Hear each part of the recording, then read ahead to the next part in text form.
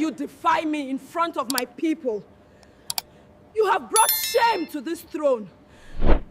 The sound was sharp, painful, and impossible to ignore. The entire courtyard froze as the queen's head snapped to the side.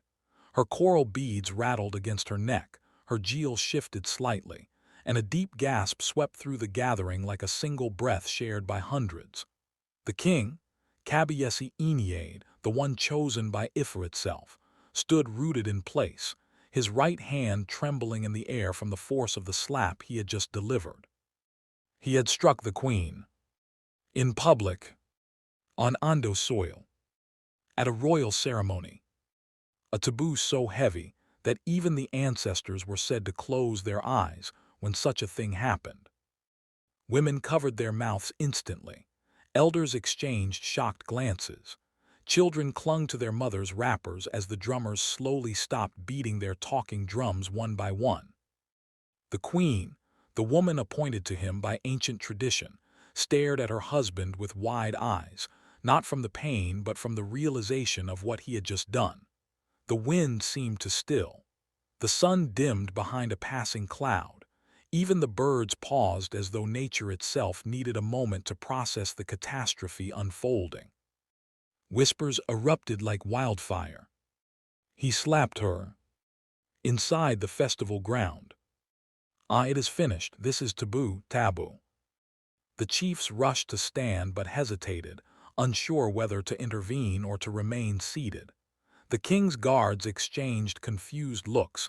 Even they knew this was beyond protection, beyond protocol. This was tradition. This was spiritual law. And spiritual law had just been broken by the very man who swore to uphold it. Prince Eniade, now King Eniade, felt the weight of what he had done immediately. His chest tightened. His heart raced. His palm burned. The entire scene seemed to blur as he looked at the queen, who did not cry, did not move, did not utter a word. She simply stared at him as though seeing him clearly for the first time. And then the air changed. A cold breeze swept through the ceremony ground. Elders lowered their heads in dread. The high chief muttered a short prayer under his breath, his fingers trembling. Everyone knew what came next.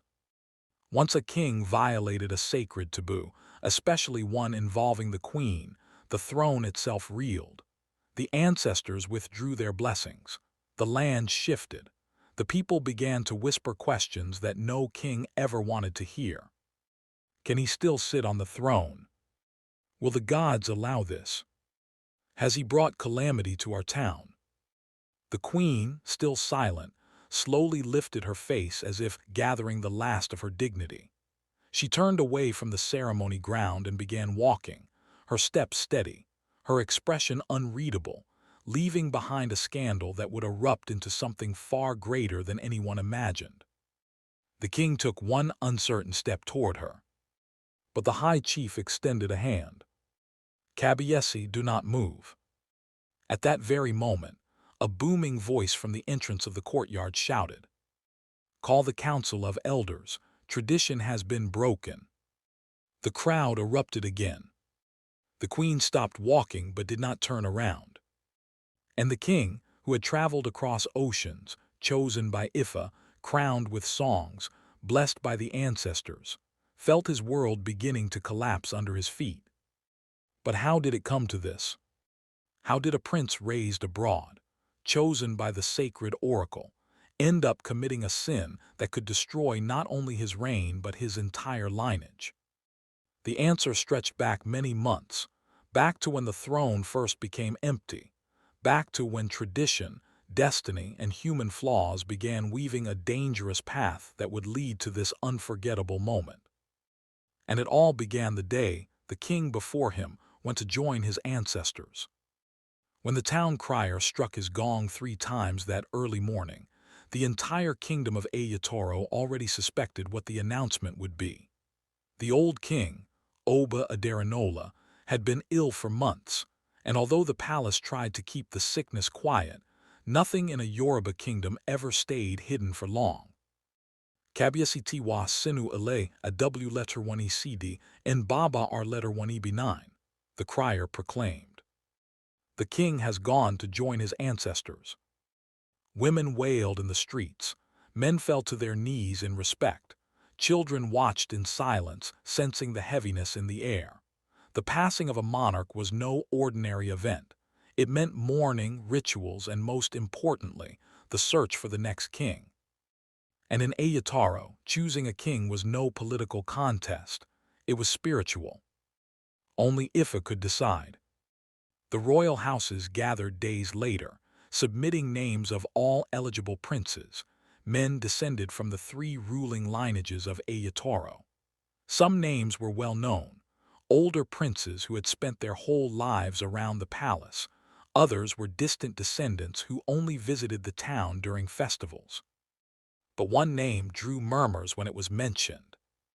Prince Eniade, the one who had left Nigeria at age 16.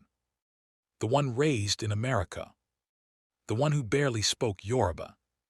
Some elders scoffed quietly. A king from overseas, he does not know our ways. But tradition remained tradition. Ifa must choose.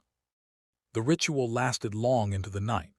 The Ifa priest chanted incantations, cast cowries, and prayed to the ancestors. The chiefs waited, tense and silent, until finally the Babalawo lifted his eyes, voice steady and certain. Ifa has chosen Prince Eniade. Gasps filled the hall. Not the expected name, not the trained prince, not the familiar son of the land. But Ifa never lied. That same night, messages were sent overseas, and 2 weeks later, Prince Eniade arrived in Nigeria. He was tall, clean-shaven, with neatly braided cornrows and the confident walk of someone who had lived in cities far larger than Aiyetoro. His English was sharp, his Yoruba accented but understandable. The people studied him carefully as he greeted them. Some whispered, "He looks like a leader." Others said, "He is too foreign, will he honor our culture?" But once Ifa chose, the people obeyed. Prince Eniade was coronated at dawn. His crown was placed upon his head, his ankles tied with the ceremonial beads, and chants of Kabiyesi-O filled the air. Even he felt the power of the moment, his eyes softening as he knelt before the elders. From that day onward, he was no longer Prince Eniade. He was Oba Eniade Adebimpe, king of Aiyetoro. And with the throne came the next tradition. A king must not marry for love. He must marry the woman chosen for him. Her name was Adebimpe. Elegant, beautiful, daughter of a revered family. She had grown up knowing she might one day be chosen as queen. And she wanted the title badly. But wanting the title didn't mean she wanted the man. Adebimpe was graceful in public, but in private she had a sharp tongue and a temper that clashed with the king's Western upbringing. To her, respect meant obedience. To him, respect meant partnership. Arguments began small. Unwashed dishes missed ceremonies. Her constant complaints, but quickly grew into public tension that people whispered about. Still, tradition held them together. A king cannot reject his queen.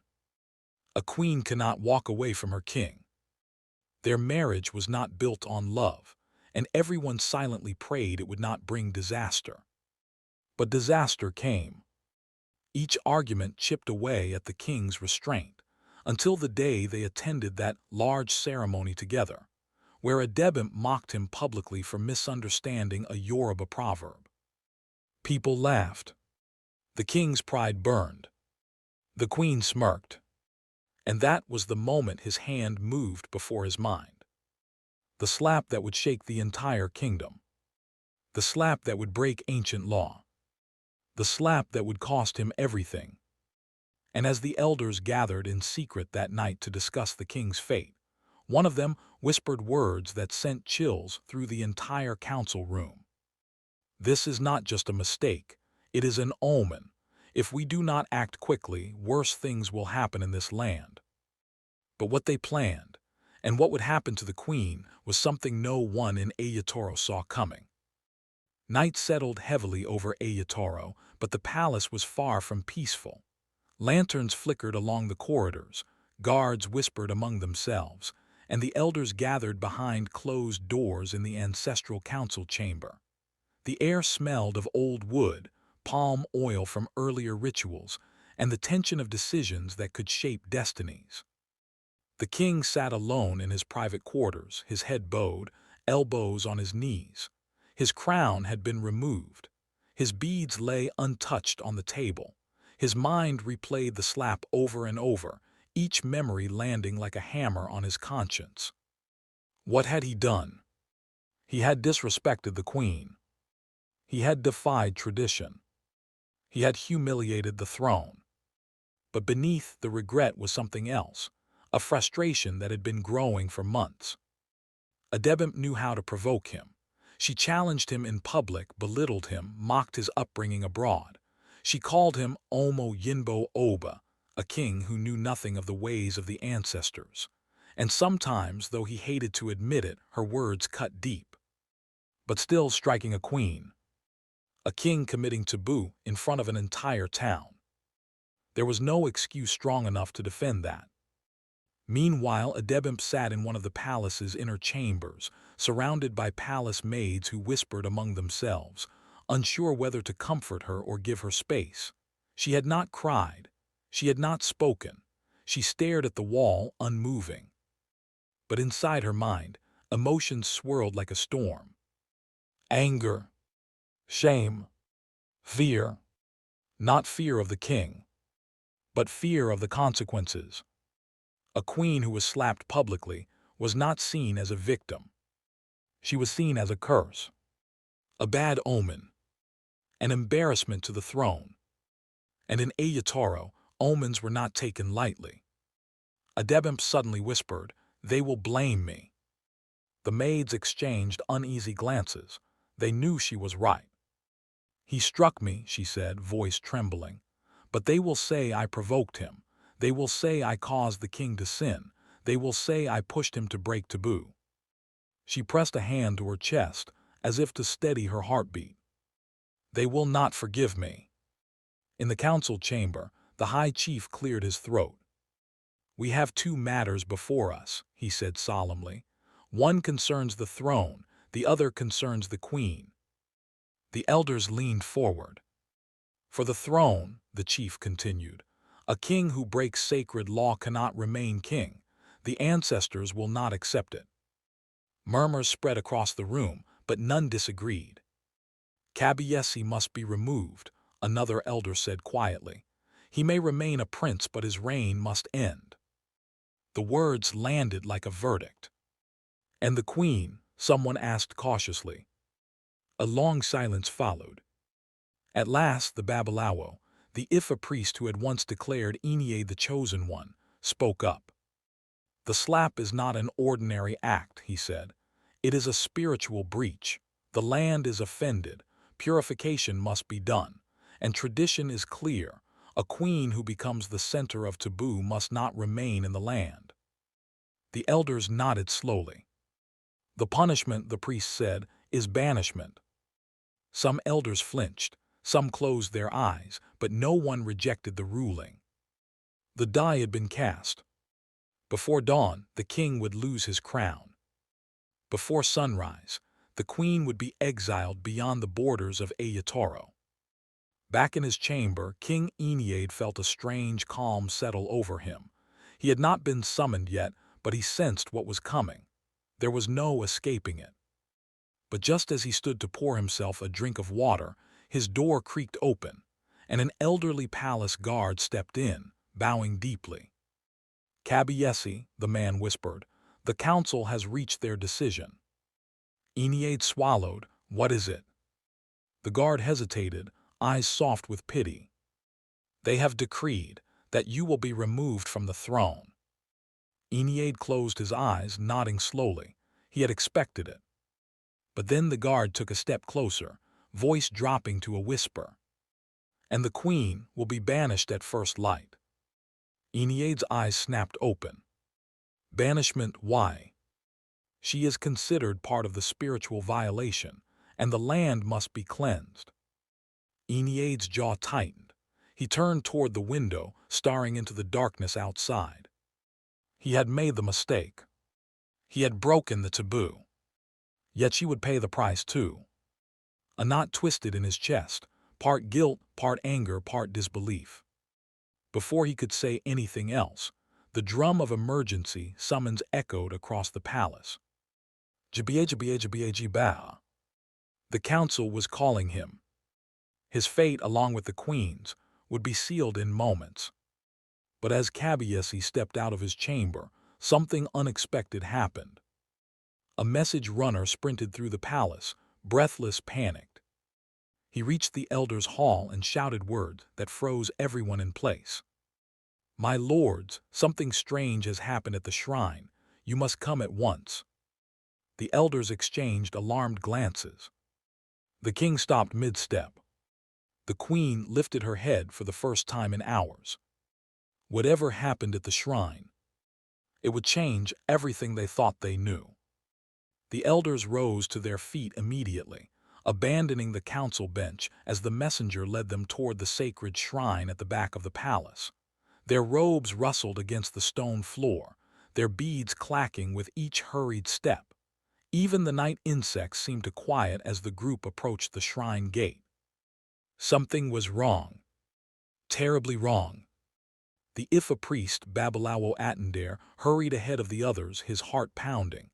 He had never been summoned to the shrine by anyone else. The shrine spoke to him, not through messengers.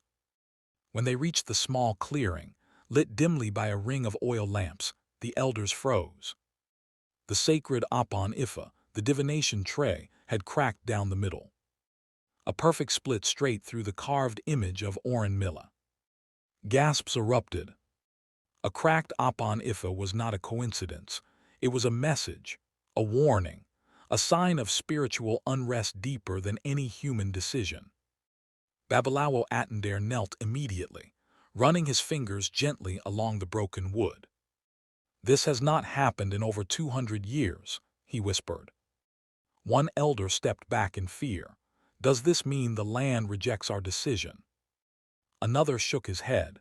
"Or does it mean worse? Does it mean the ancestors are angry?" But the Babalawo's face said something different, something more frightening. "The ancestors have not rejected your decision," he murmured. "They have rejected the cause of the problem." The elders exchanged uneasy glances. "What is the cause?" the high chief asked carefully. Atendere looked up, his eyes wide with disbelief. "The cause," he said slowly, "is neither the king nor the queen." A stunned silence fell. "Then who?" Before anyone could speak, the oil lamps flared suddenly, bright, hot, almost blinding.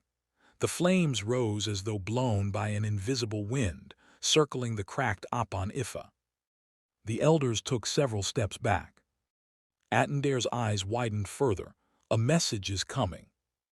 The flames continued to rise, forming a twisting column of fire that cast massive shadows across the shrine.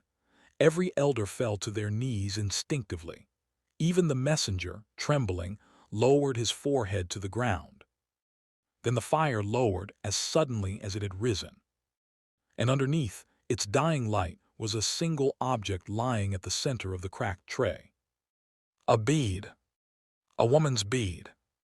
Deep red, with a small mark carved into its side, the royal mark of Aiyetoro's queens. The queen's bead. But she had not been at the shrine. She had not touched the Apon Ifa. She had not been anywhere near this place. One elder whispered, "Does this mean the queen is cursed?" Another replied, "Or chosen." But the Babalawo shook his head again, his voice trembling. "No, this bead did not come here by the queen's hand. It was drawn here, pulled by spiritual force. This is not about taboo alone. Something hidden is trying to reveal itself." The elders stared in confusion. "Reveal what?" the high chief demanded. Atendere breathed deeply. "That the queen's place in this kingdom is not what we believed." Meanwhile, inside her chamber, Adebimpe felt her chest tighten. A strange dizziness washed over her, like someone had whispered her name from very far away. She clutched her wrapper, steadying herself. A maid rushed toward her, "Are you all right, my queen?" Adebimpe shook her head slowly. "Something is happening, but I don't know what." Another wave of dizziness hit her. She inhaled sharply, her beads rattling around her neck. Then suddenly, another jolt, and she felt one bead missing. "How?" she gasped. The queen stood quickly and ran her hand over the string of beads. One was gone, the bead symbolizing her authority as queen. But the string had not broken, and she had not touched it. "How did a bead disappear?" a maid whispered. Adebimpe took a step back, fear creeping into her eyes. She did not know about the shrine. She did not know about the cracked divination tray. She did not know her bead had appeared in a place no human could have carried it to. But she felt something. Something watching. Something shifting. Something coming. Back at the shrine, the elders grew restless. "What does the sign mean?" one asked. "Speak plainly," demanded another. Babalawo Atendare rose slowly to his feet, beads swaying around his neck like restless spirits. "Ifa is telling us that the queen's destiny is tied to this throne in a way we have not understood. Banishment may bring disaster instead of cleansing." The elders stared at him, horrified. "So we cannot banish her?" the high chief asked. Atendare shook his head. "If we banish her, the consequences may shake this land more than any taboo." Silence. A terrifying silence. "But the king," someone whispered. The Babalawo closed his eyes. "The king's fate remains the same. Ifa has not changed that. He must lose the throne." A murmur rippled through the group. "But the queen," Atendare continued, "must not leave this land. Not yet. Her presence is needed. The ancestors are not finished with her." The elders exchanged uneasy glances. This changed everything. Everything. Then one elder posed the question that hung heavily in the air. "If we cannot banish her, what must we do with her?" Atendare looked toward the palace slowly, his voice low and grim. "That must be revealed by dawn." Because dawn, according to Yoruba belief, was the hour when the ancestors gave their final answer. At that moment, King Eniade arrived at the shrine gate, breathless, still wearing his night robe. He stared at the cracked tray, the glowing bead, and the kneeling elders. "What is happening?" he demanded. The high chief stepped aside silently. The Babalawo spoke. "Kabiyesi, the ancestors have spoken, and their message involves both you and your queen." Eniade's pulse quickened. The elders leaned forward, waiting. And then the Babalawo said the words that would change the night again. "The queen is not to be banished. Not yet. Her destiny holds something hidden, something powerful, something dangerous." The king's eyes widened. The elders whispered. And right then, right as the king opened his mouth to ask what destiny the priest meant, an ear-splitting scream echoed from inside the palace. A woman's scream. A scream that chilled every elder, every guard, every spirit that lingered near the shrine. It was the queen. Something had just happened to her. The scream tore through the palace like a blade, sharp, urgent, and filled with a terror no one could mistake. The elders abandoned the shrine instantly, their robes flying behind them as they hurried toward the queen's chamber. King Eniade ran ahead of everyone, reaching the palace entrance before even the guards could react. "Open the door," he commanded. Two guards pushed it aside and froze. The Queen Adebimpe stood in the center of the room, both hands pressed against her temples, her eyes squeezed shut. Her beads glowed faintly, a soft reddish pulse running through each one except the missing bead, which only made the glow more unsettling. Her maids were huddled in the corner, trembling. One whispered frantically, "Kabiyesi," she just screamed, and then her beads started to shine. "We don't know what is happening." The glow intensified. The room warmed as though a fire had been lit somewhere unseen. Eniade stepped forward carefully, Adebimpe, can you hear me? Her breath came in fast, painful gasps. Someone is calling me. The Babalawo pushed into the room. Stand back, Kabiyesi. He lifted his staff and muttered ancient words under his breath. The glow flickered, then dimmed just slightly, just enough for Adebimpe to lower her hands and take a deep, trembling breath. The room emptied of sound. Even the walls seemed to wait. Finally, the queen opened her eyes. They were wet, frightened, but alert. She stared straight at the Babalawo. They showed me something.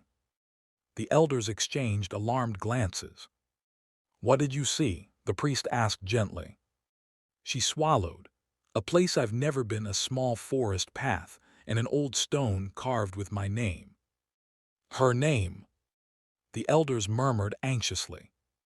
But I am not from the ancient royal line, she whispered. Why would my name be on old stone? Why would it tie my destiny to this throne? The Babalawo knelt beside her. Because everything we believed about you may not be complete. What does that mean? The king demanded. The Babalawo hesitated before speaking. Your queen's blood carries a lineage she does not know. The room stilled. The elders leaned in. Adebimpe blinked in confusion. What lineage? The priest breathed slowly. There were once 4 ruling lineages, not 3. One was erased from history after a war among princes. The survivors scattered across Yoruba land. Their descendants lived ordinary lives, unaware of their royal blood. Ifa may be revealing that you are one of them. Adebimpe stumbled back, shaking her head. Me, a forgotten royal, that makes no sense. Eniade moved closer. But the bead, your bead appearing at the shrine, how else would that happen? She stared at him, fear mixing with disbelief. I don't know, she whispered.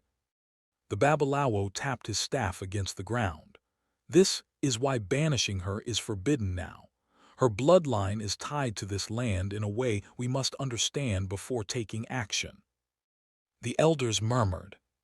So what happens now? One asked. The priest answered, we must travel to the ancient forest at dawn, to the sacred stone. Adebimpe gasped, but I only saw it in a vision. At times, the Babalawo said, visions show where destiny sleeps. The king rubbed his forehead. His mistake had caused chaos already, yet something deeper was unfolding, something far older than their marriage, older than the kingdom itself. We will go together, he said at last. But the high chief stepped forward sharply. Kabiyesi, you cannot go. You are still king in name only until formal dethronement. Until then, you must remain within the palace. Eniade clenched his jaw. You want her to go alone? She will go with the elders, the chief replied. With the Babalawo, with guards, but you cannot accompany them. The queen's eyes widened. You mean I am the only one who must face whatever waits in that forest? The Babalawo shook his head. You are not alone, but the stone calls your name, not ours. Eniade turned to the queen, frustration and guilt etched into his face. This was never supposed to happen. Adebimpe let out a soft, shaky breath, and yet here we are. For a moment, they simply looked at each other, 2 people bound by tradition, torn by conflict, and now thrown into a mystery larger than both of them. Then Adebimpe squared her shoulders, the trembling fading from her posture. If this is what I must face, she said quietly, then I will go. The elders nodded in agreement. We leave at the first rooster's crow, the Babalawo declared. Everyone began clearing the room, preparing for dawn's journey.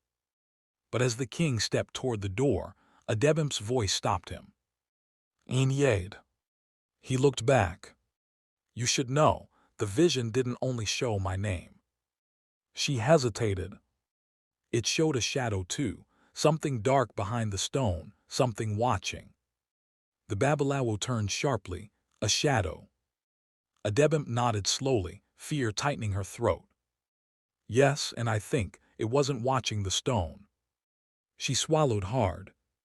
I think it was watching me. A chilling silence filled the room. And outside, thunder rumbled suddenly across the night sky, even though there weren't supposed to be clouds until the next rainy season. Something was stirring. Something old. Something waiting in that forest. And dawn was only hours away. If this story is already touching your heart, please take 1 second to like this video, subscribe to Black Race Tales, and turn on notifications.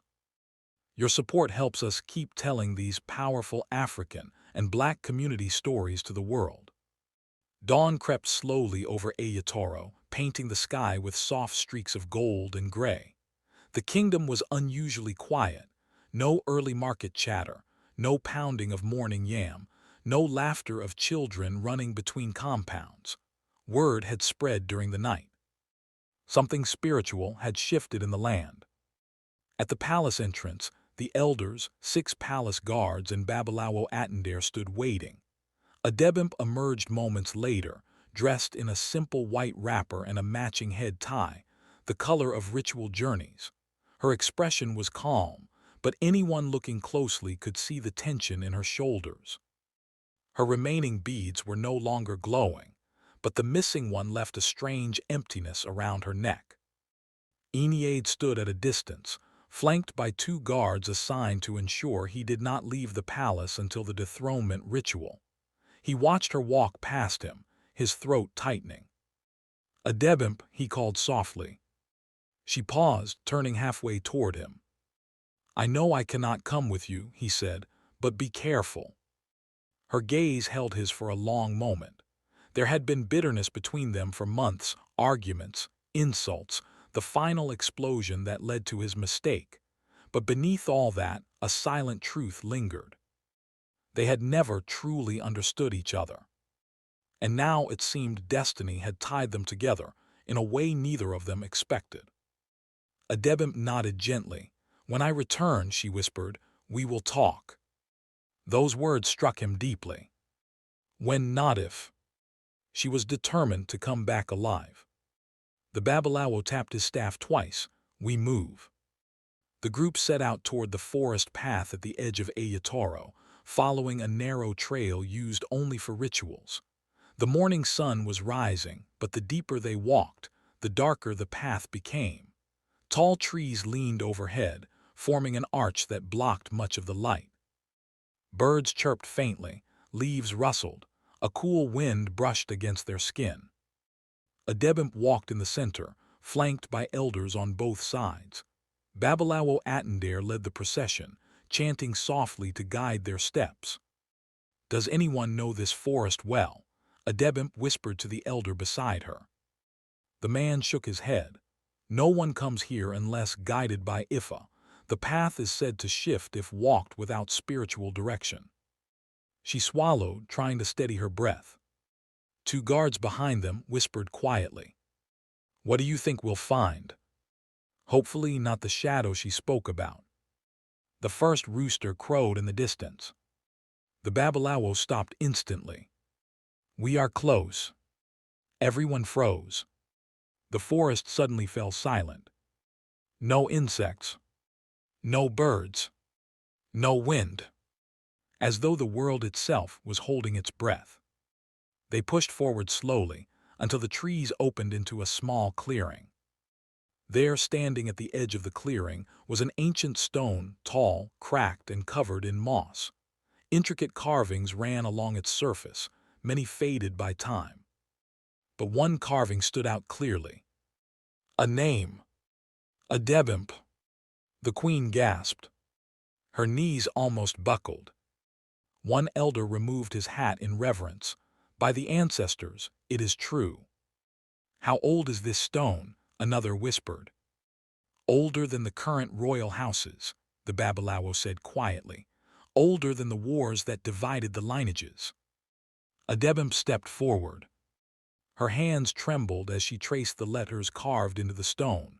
They were rough, ancient, but unmistakable. "I don't understand," she whispered. "How can my name be here? I wasn't born during that time. My parents are not royalty. My grandparents were farmers. This makes no sense." The Babalawo closed his eyes, as if listening for guidance. "Names travel through blood," he said softly. "Some names reappear after centuries. Some destinies reawaken when the land needs them most." Adebimpe shook her head. "But why me? Why now?" The Babalawo opened his eyes again. "Because the kingdom is entering a season of unrest, and your lineage may hold the key to restoring balance." Before anyone could respond, a sudden cold wind swept through the clearing, swirling dust and leaves into the air. Guards grabbed their spears. Elders stepped back. The queen's beads began to glow again, this time brighter than before. A deep rumble shook the ground. "Stand behind me," the Babalawo shouted. Everyone immediately obeyed. Adebimpe stood frozen, her breath hitching as the wind circled her, whipping her wrapper around her legs. Then the shadows around the stone began to stretch, long, dark, and unnatural. One shadow detached itself. It rose slowly, as though standing on invisible legs. A shape, a figure, a presence. It had no face, no form, just a dark, shifting silhouette. Adebimpe gasped. "That's the shadow I saw in the vision." The Babalawo raised his staff, voice firm. "Do not touch her." But the shadow did not approach. Instead, it bowed. Every elder gasped. Even the Babalawo stepped back in shock. "It's bowing to the queen," someone whispered. The shadow sank lower, as if kneeling before her. Adebimpe's heart pounded wildly. Why is it doing that?" she stammered. The Babalawo's voice trembled as he answered. "Because it recognizes you." The shadow began to rise again. Slowly, slowly. Then it lifted one hand, if it could be called a hand, and pointed toward the palace, far beyond the forest. What does it want me to do?" Adebimpe whispered, trembling. The shadow extended its arm fully, pointing more clearly. "Toward the throne." The Babalawo gasped. Elders stumbled back. Guards gripped their spears so tightly, their knuckles whitened. Adebimpe felt her throat tighten. Because now she understood. The shadow wasn't warning them. It was declaring something. Something impossible. Something she wasn't ready to hear. But the Babalawo said it aloud. "The throne calls her." Adebimpe stared at him in disbelief. "No," she whispered. "No, that cannot be." But the shadow pointed again, more forcefully. Then vanished. Just like smoke swept by wind. Leaving behind silence. A stunned group of elders. A trembling queen. And a new truth none of them were prepared for. The dethronement of the king was only the beginning. Adebimpe's destiny had just stepped forward, and it was heading straight for the throne of Aiyetoro. The walk back to the palace felt heavier than the journey into the forest. The elders moved slowly, whispering among themselves, shaken by what they had witnessed. The guards kept glancing at Adebimpe as though expecting the shadows to rise again. And Adebimpe herself walked in silence, her steps steady, but her mind racing. The throne calls her. Impossible. Unthinkable. Against every tradition Aiyetoro had ever known. A queen could not ascend the throne. A queen was chosen for the king, not born to rule. Yet the shadow had bowed, and the ancient stone had carved her name long before she was born. Something deeper than tradition was unfolding. When the group approached the palace gate, King Eniade was already waiting. The council had not begun the dethronement ceremony yet. The Babalawo had ordered a delay until the queen returned. Eniade rushed forward as soon as he saw Adebimpe. "Are you all right? What happened? Did you see the stone, did it?" He stopped when he noticed the fear and wonder in the elder's eyes. Something had changed. "What did you find?" he asked quietly. The Babalawo responded in a voice usually reserved for the most sacred of revelations. "Kabiyesi, Your queen carries an ancestral destiny that predates your throne. The ancient stone bears her name, and the shadow spirit recognized her. Eniade stared at Adebimpe, shocked. Is that true? She nodded slowly. I don't understand any of it, but yes. The high chief cleared his throat. Babalawo Atendare, what does this mean for the stool of Aiyetoro? The Babalawo turned to the elders, his staff glowing faintly. It means the ancestors are correcting something that was broken long ago. The fourth bloodline, the erased royal house, has resurfaced through the queen. A hush fell over the courtyard. Eniade felt his chest tighten. So, Ifa did not make a mistake choosing me. No, the priest said. You were chosen for a purpose, but your purpose has been fulfilled. The land has shifted. A new era begins. The high chief looked between the queen and the king. Does this mean the queen is to take the throne? The Babalawo did not speak at once. He lifted his head as though listening to distant voices. Then he nodded. Yes, she is the one the ancestors have chosen to correct the balance of this kingdom. Eniade felt the breath leave his body. Adebimpe staggered back. No, I never asked for this. I'm not prepared. I only wanted peace. I only wanted to do my duty as queen. The Babalawo stepped closer. Destiny is not asked for, it is given. Given at the cost of everything I knew, she whispered. He did not answer. Moments later, the council bell rang. The entire village gathered in the palace courtyard. Whispers rippled through the crowd as the elders took their seats. Drummers beat slow, heavy rhythms, tones used only when the throne itself was shifting. The king stepped forward first, as tradition demanded. Kneeling before the elders, Eniade lowered his head while the high chief read the verdict. Oba Eniade Adigboy II, you have broken a sacred taboo by striking the queen in public. By the laws of our ancestors, you can no longer sit upon the throne of Aiyetoro. The crowd murmured, some in sorrow, some in relief. But before the high chief could continue, the Babalawo raised his staff. There is one more proclamation. The courtyard fell silent. A hidden lineage has returned. The forgotten fourth royal house rises again, and its descendant is among us. Gasps erupted. Women covered their mouths. Men leaned forward. Children clung to their mothers. Adebimpe felt her heart hammering in her chest. The Babalawo lifted his staff toward her. The Queen Adebimpe Adedimiwa is the rightful heir to the throne by ancestral decree. Chaos exploded through the crowd. Ha, a woman! How is that possible? The queen, the one who was almost banished. The drummers paused, waiting for clarity. The Babalawo continued. The throne calls her. The ancestors have revealed it. She is the dawn of a new era, one that restores what was lost. Adebimpe shook her head slowly. I don't know how to be a king. You will not be a king, the Babalawo said. You will be the first Oba Abinrin, a queen monarch. An elder stood angrily. This has never happened. That does not mean it cannot, another countered. The high chief silenced them both.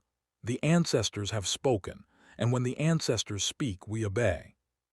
All eyes turned to Adebimpe. Eniade approached her slowly. For the first time since they married, his anger, pride, and frustration were gone. What remained was something softer, understanding, and perhaps even a quiet respect. This was never about us, he said gently. This was about destiny, and you were chosen long before either of us knew. Her eyes glistened. I never wanted hate between us. He shook his head. It is already behind us. A deep silence followed. Then, a single drumbeat. Dum, the official sign to begin coronation rites. But this time, it was not the king who stepped forward. It was the queen. The Babalawo raised the ancient crown, not the one used for male kings, but a crown carved centuries ago for the lost lineage, a crown no one had touched in generations. He placed it gently upon Adebimpe's head. "Oba Adebimpe Adedimiwai," he declared, "Queen Monarch of Aiyetoro." The crowd erupted into chants, some joyful, some fearful, some unsure. But the land itself seemed lighter. The wind picked up gently. Birds returned to the sky. The weight of imbalance lifted. The new queen stood tall, breathing in her destiny. Then she turned to the people, raising her hand. "From this day forward," she said softly, "this kingdom will walk in truth, not tradition alone. We will build a future where all destinies, seen and unseen, are honored." The crowd bowed. And beside her, former King Eniade stepped back gracefully, no longer ashamed, no longer bitter, simply a man who had served his purpose. As the drums rose and the people celebrated the historic moment, the Babalawo whispered to himself, "The ancestors have restored what was lost." And so the story of Aiyetoro changed forever, not through war, not through rebellion, but through destiny, revelation, and a queen who never sought a crown, yet became the one destined to wear it. Thank you for watching Black Race Tales. Remember, every story carries a lesson, and every lesson carries our legacy. Don't forget to subscribe, hit the like button, and share this story with someone who needs its message today. See you in the next tale.